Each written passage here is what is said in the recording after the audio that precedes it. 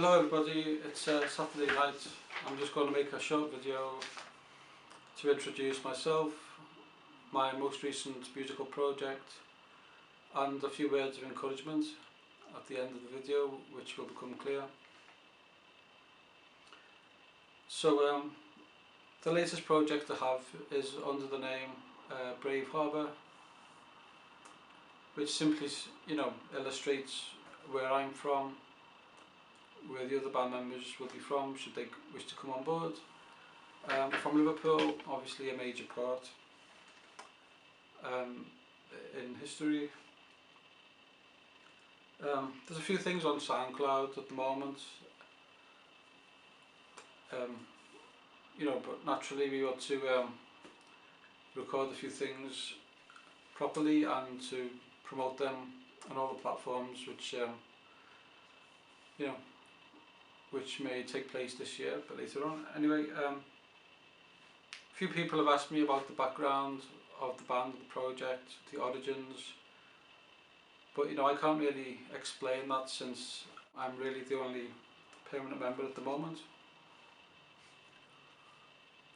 But I'm happy to talk about my own background. I've been in and out of bands over 20 years, usually on bass, whether it's a funky band or an indie band, a rocky band, jazzy band.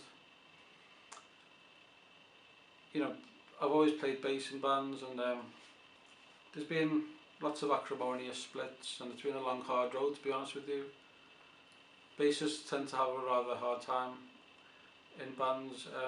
People will say, oh, he only plays the bass, bass is easy, I can play bass. But to be a good bassist, oh no, it's hotter than the centre of the sun, we shall all perish. Ooh. I came to songwriting rather late in life. I think I was in my 20s, and the first song was a collaboration, or a joke. In fact, I had no inkling that I could write songs at all. But I had a mate called well, still have a mate, but have a mate called Teddy Bacino, who was in a famous boy band in the 70s called Our Kid. They had some success, #1 in Germany. I think they were #2 here. One day around, introducing Corner Cat. Whoa! How cool is that? Our Kid. They had some success, #1 in Germany. I think they were #2 here. One day around the Terry's, he handed me a note which said, I'm just happy knowing she's around, no more nights at the lost and found. I saw that and thought, oh yeah, that's interesting. I went away and wrote a bit more, the other verses and the chorus, which went like, she said, you better take care of yourself, I'm here to pick you off that bottom shelf. Second verse, I wrote 10 soppy love notes and none of them ring true. Introducing Corner Cat. Whoa! I try so hard to put my claim on you. Excuse me, these spent beer bottles are my witness that Cupid's arrow is sometimes prone to miss, etc. It's actually turned into a piano piece, although it's never seen the light of day.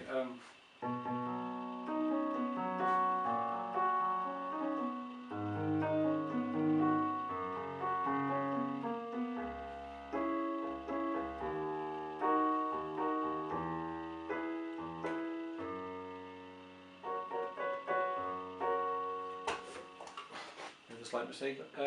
Yeah, so now it's a piano piece. Needs producing and recording, obviously.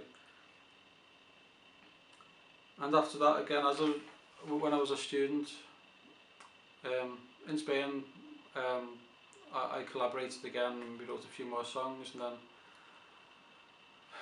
I realised I could write songs by myself if I had to, and then a bit later on as well, sporadic periods of songwriting, The last singer I worked with was very inspirational.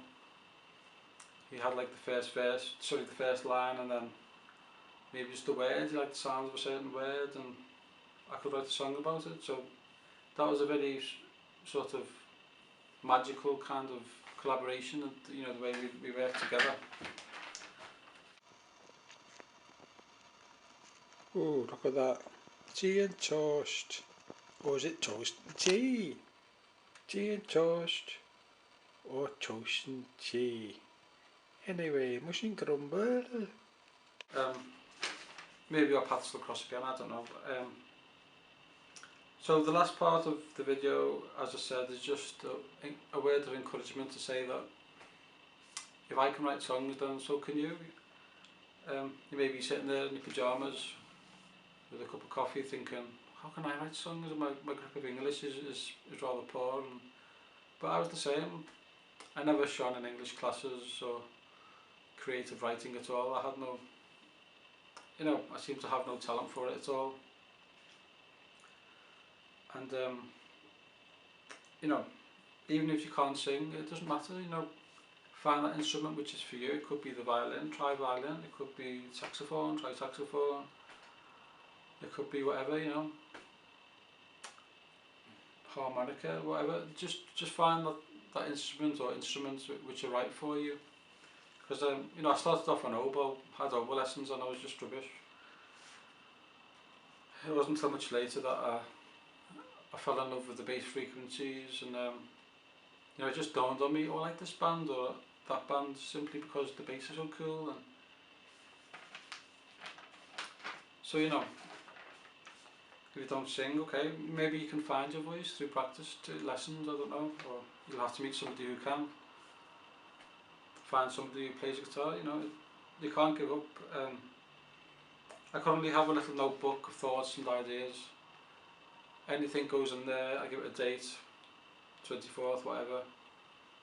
And if it stands the test of time, then I go back to it, add a bit more. And the music tends to come a bit later,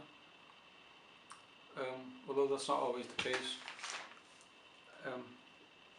From my experience, it usually starts with the nucleus, you know, a germ. Like that song I mentioned with Terry, it starts with a germ, and something can grow organically from that. It's finding that balance of, you know, I've never sat down with a pencil and thought, right, next half an hour I'm going to write a great song. It just doesn't work like that for me. I'll write a line, you know, fall asleep, have a glass of beer, whatever. 2.5 weeks later, it'll just pop into my mind, and it'll grow, and it'll, like a plant will grow, and you water it and you give it sunshine. That kind of, it's like an organic kind of thing. And you know, at the end of the day, if I can do it, then you can do it. And I believe that if you're true to yourself and you're sincere, then you will have some recognition and success from whatever you do. So best of luck. Thanks.